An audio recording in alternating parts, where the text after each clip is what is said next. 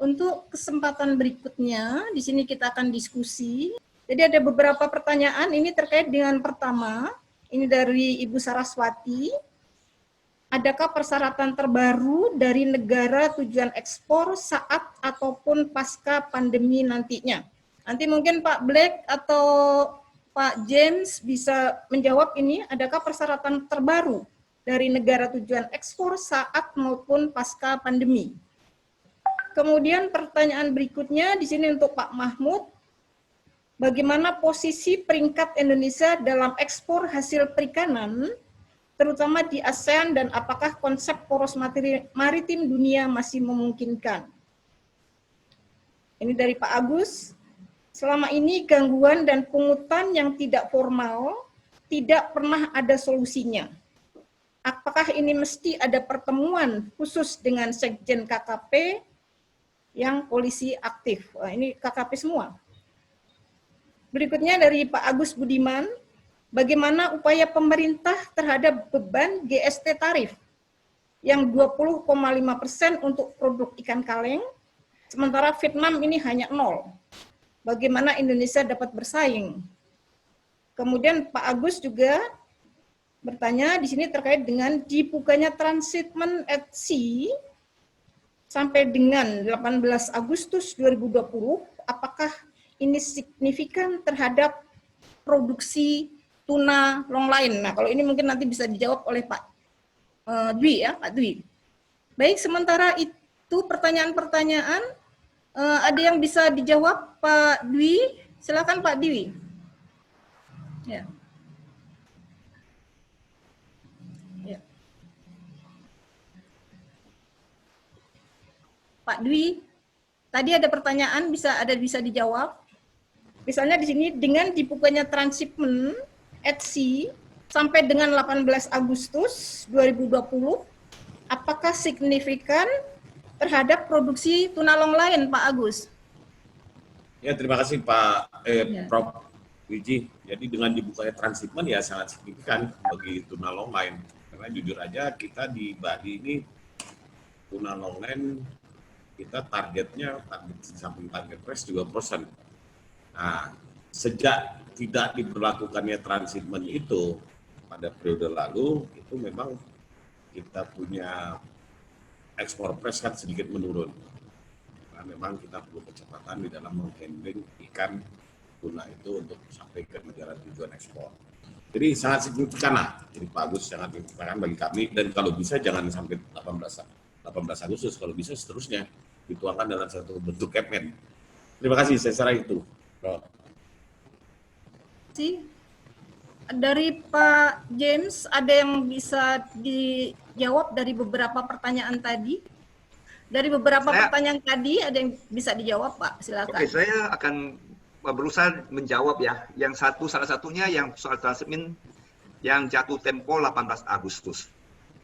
Sekarang gini Bu, kita bicara soal hukumnya. Artinya, Menteri bisa menggunakan surat edaran, artinya itu ada diskresi daripada Menteri. Nah, kenapa diskresi ini jatuh tempo sampai Agustus? Saya yakin pasti ada tujuannya. Karena apa? Karena rencana kan ada perubahan permen, Bu.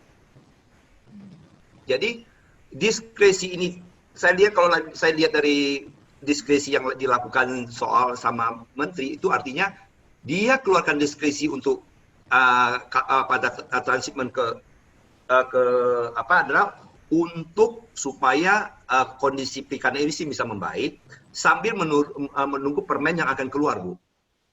Jadi sebelum permen keluar, Menteri memberi solusi. Saya yakin permen yang dikeluarkan akan sesuai dengan diskresi yang dikeluarkan oleh Pak Menteri. Saya yakin itu akan terjadi. Karena diskresi ini itu adalah peraturan yang emergency ya, yang emergency sampai permen itu akan keluar yang nggak lama lagi diperkirakan antara Juli Agustus. Nah, kalau menjawab kalau seandainya apakah transshipment, kalau seandainya transshipment ini tidak ada, saya yakin untuk perikanan Indonesia akan hancur habis. Karena kami butuh itu, karena itu adalah satu karena cost biaya kecil, mengurangi biaya. Kedua adalah menjaga kualitas ikan, ya kan? Dan ketiga adalah supaya itu perputaran ikan itu cepat. Jadi kita langsung jual, jangan sampai terlalu lama gitu loh. Perputaran baik untuk perputaran keuangan perusahaan-perusahaan atau pemilik kapal. Karena 3 hal ini saya yakin Menteri akan mengeluarkan permen yang sesuai dengan diskusi ini. Ini yang satu. Kedua, yang ditanya apakah ekspor produk kondisi pandemi ini ekspor ke negara lain, apakah ada peraturan-peraturan tertentu? Ya. Kalau peraturan tertentu seharusnya tidak ada. Yang ada adalah mereka akan melakukan pengecekan yang lebih teliti. Contoh di Cina, ketika kontainer itu sampai, mereka buka, mereka mengeceknya bukan random, Bu.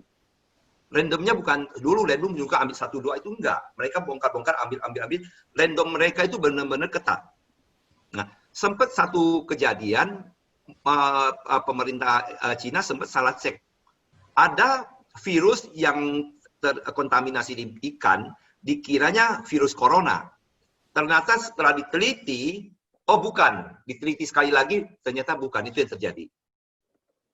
Dan tidak ada persyaratan tertentu, tapi ada hanya pengecekan yang lebih ketat saja. Nah, saya rasa ini saja, Bu. Kira-kira tambahan saya ini ada yang mau bertanya lagi? Baik. Terima kasih Pak James. Tadi sudah menjelaskan terkait dengan persyaratan baru.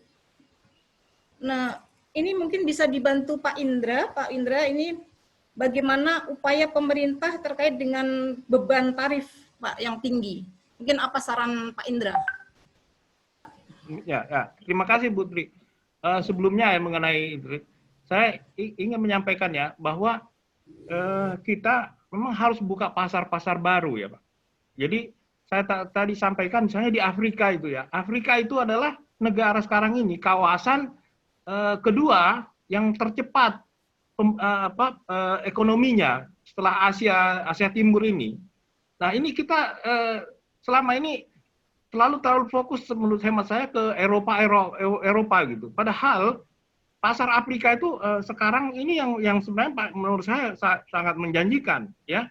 Dulu mungkin kita pernah dengar namanya Ethiopia ya. Ethiopia itu kan kita identikan dengan kelaparan dan sebagainya. Ethiopia itu negara yang tumbuh 8% per tahun itu sudah berapa tahun ini. Sehingga menjadi negara yang mungkin mudah melampaui Indonesia sekarang ini dari segi kesejahteraan. Itu juga negara-negara Afrika yang lain. Jadi Afrika itu adalah second fastest growing region. Nah ini harusnya kita manfaatkan ke sana. Nah kapal-kapal kita yang menangkap ikan di Samudra Hindia ini itu kan bisa melakukan transshipment dan bisa langsung mengekspor ke Afrika sana. Jadi transshipment itu bukan satu misalnya yang tidak boleh atau ilegal itu asalkan dilaporkan, reporting dan sebagainya itu bisa sehingga produk-produk kita itu akan bisa masuk. Tentu dia nggak akan seketat, saya yakin dia nggak akan seketat Uni Eropa dalam menerapkan ini ya, menerapkan berbagai barrier yang kadang-kadang dibuat-buat begitu ya. Jadi kita harus misalnya membuka ini peluang-peluang ini. Kemudian soal tarif-tarif yang ada itu, memang ini goodwill dari pemerintah sebenarnya, yang betul-betul memang mau mengembangkan perikanan ini. Karena kalau itu tidak diadres ya sampai ke tingkat yang bawah, hanya diwacanakan di atas itu tidak akan bisa. Karena ini kan yang bermain di bawah ini, ya. Jadi mau tak mau harus turun gitu ya untuk melihat memangkas semua, tidak henti-hentinya memangkas birokrasi-birokrasi yang ada. Nah, tadi seperti cerita Pak James ya di Muara Baru itu sudah mulai mendingan, mulai bagus. Itu kan karena persisten ya, terus ya dilakukan itu. Kalau di setiap center-center ekspor itu dilakukan hal yang sama terus-menerus, maka ini iklim usahanya akan jadi bagus. Jadi memang persistensi artinya ketekunan yang terus-menerus itu akan berbuah bagus gitu ya. Jadi jangan berhenti gitu, jangan dikasih kendor gitu ya. Terus saja untuk supaya tarif-tarif ini diturunkan. Toh yang nanti akan menikmati itu juga masyarakat kita, karena multiplier efeknya dari perikanan ini kan besar, ya. Jadi jangan terlalu mikir bahwa ini nanti negara tidak dapatkan PNBP atau pajak dari sini, tapi sebenarnya masyarakat jadi sejahtera itu kan sudah merupakan kontribusi yang bagus, ya, dari pemerintah kepada rakyatnya gitu. Jadi harusnya dilihat dalam perspektif seperti itu. Saya kira begitu, Bu. Terima kasih. Baik, terima kasih banyak Pak Indra. Baik, Bapak Ibu. Bu, saya bisa tambahkan untuk Prof. Indra ya, soal tindakan pemerintah soal tarif ini gitu loh. Nah, gini, tarif, terjadi diskriminasi tarif, itu kan yang dilakukan tuh Amerika dan Uni Eropa. Uni Eropa. Nah, gini, kita harus tanya kenapa dulu dia diskriminasi sama Indonesia di negara ASEAN ini. Nah, kita lihat Indonesia dia cuma satu alasan kalau kita itu masuk G20. Padahal masuk G20 itu bukan alasan. Kalau kita masuk 20 itu adalah satu hal bahwa kita aware sama negara-negara yang kurang maju. Kalau dia sampai diskriminasi itu jadi alasan, itu sangat tidak masuk akal. Kalau bilang oh itu sudah maju karena G20, ya setiap saat kita bisa keluar dari G20 kan. Nah, tapi permasalahan adalah kenapa mereka Uni Eropa diskriminasi sama Indonesia dibanding sama Filipina, Amerika, Vietnam sampai Indonesia. Kita lihat mereka ada namanya keterikatan secara historis, Bu. Kenapa saya bilang keterikatan secara historis? Berapa lama Amerika itu menguasai Vietnam? Berapa lama mereka menguasai Vietnam itu yang terjadi? Berapa lama Spanyol itu menguasai Filipina segala gitu? Berapa lama? Kita lihat. Di sana mereka ada keterikatan satu historis. Pertama. Kedua, mereka itu bisa jadi anak bayi. Apa yang dikata Uni Eropa, Filipina dengar. Apa yang dikatakan Amerika, Vietnam dengar. Mungkin Indonesia ini satu tidak ada keterikatan historis. Kedua, tidak ada keterikatan sebagai anak bayi, anak penurut. Nah, ini kita sudah analisa nih, masalahnya ada historis, masalahnya adalah sebagai anak penurut. Karena mereka negara adidaya itu butuh negara-negara ASEAN itu tunduk sama mereka, anggap mereka itu sebagai pahlawan seperti itu. Padahal kita di Indonesia kan bukan rahasia umum lagi, kita sering nantang mereka, demo mereka, mungkin itu juga kita dianggap bukan anak baik. Nah, tapi gini, semua itu kita punya solusi, ya kan? Kita bisa mendekatin, bisa satu. Maunya mereka apa sih? Supaya kita punya win-win solution. Nah, seandainya produk kita tanpa alasan dikasih tarif tinggi, kita bisa cari juga tarif apa sih yang Uni Eropa butuh yang kita impor dari Uni Eropa, tapi bisa disubstitute sama negara lain. Ya kita stop ke Uni Eropa, kita beli lagi ke negara yang tidak diskriminasi kita. Produk Amerika yang mendiskriminasi kita, bisa kita cari produk-produk yang bisa substitute ke negara kita tinggalkan mereka karena ada diskriminasi ini. Banyak cara yang harus dilakukan, ya kan? Keterikatan historis dan sebagai anak bayi kan kita lakukan. Kalau itu hanya terjadi pasti berhasil. Kalau pemerintah tidak bisa, kita sama-sama, karena pendekatan secara politik dengan pendekatan secara bisnis tidak jauh berbeda. Contoh,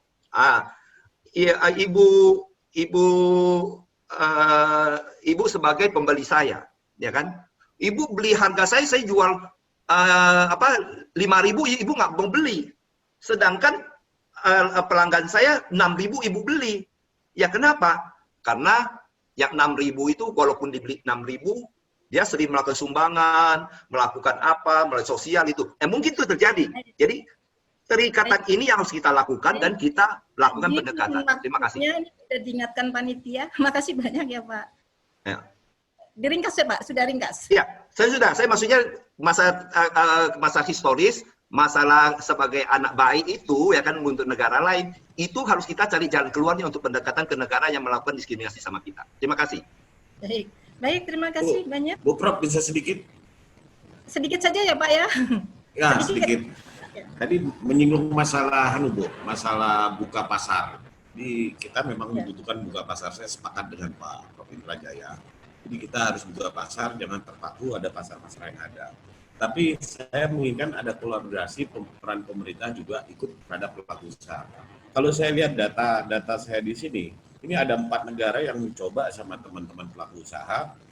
Ini apakah sudah ada respon dari pemerintah atau belum? Karena saya juga sempat berbicara, tolong dibantulah untuk pembukaan pasar ini.